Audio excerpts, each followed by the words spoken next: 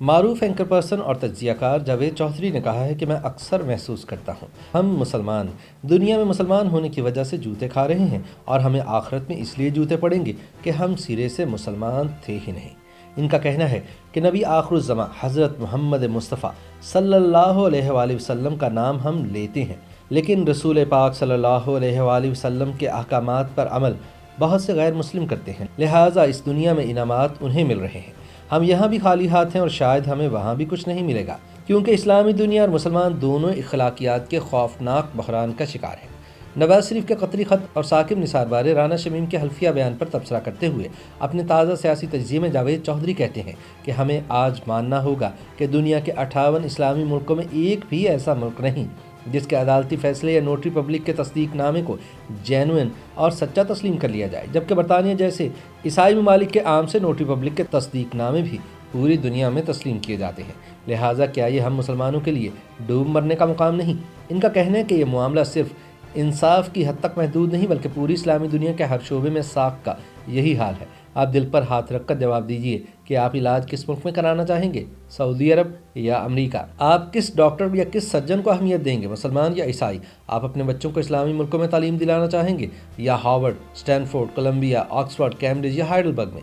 آپ کسی اسلامی ملک کی شہریت لینا چاہیں گے یا یورپ، برطانیہ، امریکہ یا کینیڈا کی یا سعودی عرب کی؟ آپ ادویات کس ملک کے استعمال کریں گے؟ کرونا ویکسین کہاں سے منگوائیں گے؟ آپ کپڑے اور جوتے کس ملک سے خریدنا چاہیں گے؟ کتابیں اور ریسرچ پیپر کہاں سے منگوائیں گے؟ اور جانماز اور تسبیح کس ملک سے خریدنا چاہیں گے؟ بقول جاوید چودھری ان سوالوں کے جواب ہمارا حال اور مستقبل دونوں طے کریں گے۔ جنرل مشرف اور نواز شریف دونوں لندن میں ہوں تو محفوظ ہیں، لیکن یہ اگر کسی اسلامی ملک میں ہوں تو ان کی کیا حالت ہو؟ نواز شریف 6 سال سعودی عرب میں رہے۔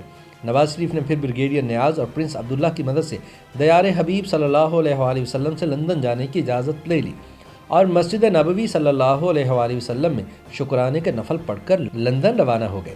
جنرل پرویز مشرف دبئی میں تھے، اب یہ لندن پہنچ گئے اور اب خود کو آزاد اور محفوظ سمجھتے ہیں۔ عرب شہزادے بھی اپنی دولت کو یورپ میں محفوظ سمجھتے ہیں اور اسلامی ملکوں کے ڈاکٹرز اور انجینئرز کو بھی اگر اسلامی ملک اور یورپ دونوں میں سے کسی ایک کا آپشن دیا جائے تو یہ عیسائی ممالک کا انتخاب کرتے ہیں۔ پھر یہ ماننا ہوگا کہ اسلام دنیا کا واحد دین اور شاندار ترین مذہب ہے، یہ قدرت کا ماسٹر پیس ہے، لیکن بدقسمتی سے اسلام کے بہت سے نام لیوا بدترین لوگ ہیں۔ اسلام دنیا کا واحد دین ہے جس نے صفائی کو آدھا ایمان قرار دیا، یعنی اگر آپ صاف ستھرے ہو جائیں تو آپ آدھے ایمان کے حقدار ہو جاتے ہیں اور جنت کے لیے 1% ایمان بھی کافی ہوتا ہے۔ لیکن آپ مسلمانوں کی ذاتی صفائی سے لے کر گلی محلوں اور شہروں کی صفائی تک دیکھ لیں، کیا ہم صفائی کے کسی بھی معیار پر پورے اترتے ہیں؟ جاوید چودھری افسوس کا اظہار کرتے ہوئے کہتے ہیں کہ اسلامی ملک فضائی آلودگی کے انتہائی بلند درجوں پر فائز ہے۔ آپ کسی مسلمان ملک میں چلے جائیں، آپ کو گرد، دھوئیں، بو اور کچرے سے ضرور واسطہ پڑے گا، اور آپ کسی عیسائی اور یہودی ملک میں چلے جائیں تو آپ کو ہر چیز چمکتی، دمکتی اور صاف ستھری ملے گی۔ آپ خوراک کا معیار بھی دیکھ لیں۔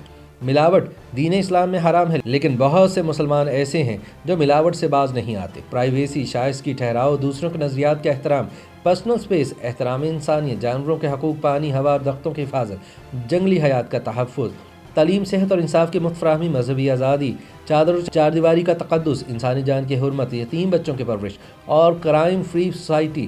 اللہ رب العزت نے یہ سب ہم پر واجب کیا تھا، لیکن آپ دل پر ہاتھ رکھ کر بتائیں کہ اسلامی ملکوں میں ان میں سے کون کون سی چیز موجود ہے؟ بادشاہت اور عامریت پوری دنیا میں ختم ہو چکی ہے، لیکن یہ اسلامی ملکوں میں آج بھی ظاہری اور باطنی دونوں شکلوں میں موجود ہے۔ ہمارے ہاں حج اور عمرے میں بھی فراڈ ہو جاتے ہیں، ہمارے ہاں شہد خالص نہیں ملتا اور کھجوریں بھی خالص نہیں ملتی۔ ہم دہشت گردی، جرائم، فراڈ اور انسانی حقوق میں بھی بدتر ہیں، اور علم، سائنس، ٹیکنالوجی اور لیونگ سٹینڈرڈ میں بھی۔ لہٰذا پھر سوال یہ پیدا ہوتا ہے کہ کیا ہم جوتوں کے حقدار نہیں ہیں؟ جاوید چودھری کہتے ہیں کہ کیا ہم ذلت کو سر سے لے کر پاؤں تک ڈیزرو نہیں کرتے؟ میرے ایک دوست ایک بار اپنے کرسچن ملازم کی ٹھکائی کر رہے تھے، میں نے بڑی مشکل سے اس کے ہاتھ سے جوتا لیا اور پھر پوچھا کہ تم اس بیچارے کو کیوں مار رہے تھے؟ وہ سانس سنبھال کر بولے، یہ ہم مسلمانوں کی حق تلفی کر رہا تھا۔ میں نے پوچھا کیا؟ وہ ہنس کر بولے کہ یہ سودے میں پیسے مار رہا تھا۔ میں نے پکڑ لیا اور جوتا اتار کر کہا کہ بے شرم انسان، بے ایمانی کرنا ہم مسلمانوں کا حق ہے، تمہیں کرسچن ہو کر بے ایمانی کرتے شرم نہیں آئی؟ میری ہنسی نکل گئی، لیکن میں تھوڑی دیر بعد رو رہا تھا اور وہ کرسچن ملازم ہنس رہا تھا۔ جاوید چودھری کا کہنا ہے کہ میں اکثر محسوس کرتا ہوں کہ ہم میں سے بہت سے مسلمان اس دنیا میں مسلمان ہونے کی وجہ سے جوتے کھا رہے ہیں، اور ان جیسوں کو آخرت میں بھی اس لیے جوتے پڑیں گے کہ یہ سرے سے مسلمان ہی نہیں تھے۔ ہم رسول اللہ صلی اللہ تعالیٰ علیہ وسلم کا نام لیتے ہیں لیکن ان کے احکامات پر اس طرح عمل نہیں کرتے جس طرح ہونا چاہیے۔ دین اسلام کے بہت سے احکامات غیر مسلم مانتے ہیں، لہٰذا اس دنیا میں انہیں انعامات مل رہے ہیں اور ہم یہاں پر خالی ہاتھ ہیں، اور اگر ہم مسلمان منافقت سے باز نہ آئے تو شاید آخرت میں بھی ہمیں کچھ نہیں ملے گا۔